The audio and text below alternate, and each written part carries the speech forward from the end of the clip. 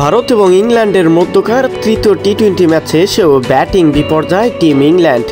যদিও প্রথমে আশার আলো দেখাচ্ছিল দুই ওপেনিং ব্যাটার, কিন্তু মাঝ পথে এসে যখন বাটলারের উইকেটটা হারালো ঠিক তখনই আরও একবার বিপদ হয়ে ধরা দিল ইংল্যান্ডের কাছে।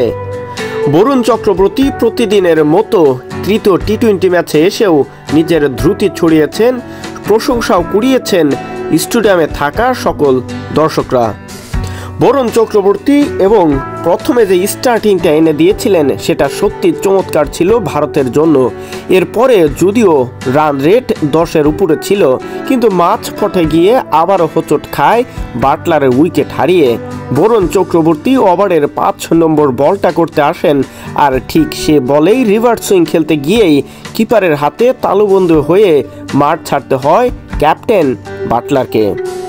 এর ঠিক পরের ওভারে আকসার প্যাটেলের ওভারে আরও এক উইকেট হারিয়ে যেন ব্যাটিং বিপর্যয়ের এক পর্যায়ে শেষ পর্যায়ে চলে যায় টিম ইংল্যান্ড।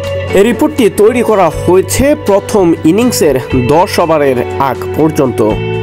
টসে জিতে প্রথমেই ফিল্ডিংয়ের সিদ্ধান্ত, এ যেন আরও একবার নিজেদের করেই জয়ের বন্দরে পৌঁছানোর নতুন একটা পরিকল্পনা সাজাচ্ছিলেন সূর্যকুমার যাদব।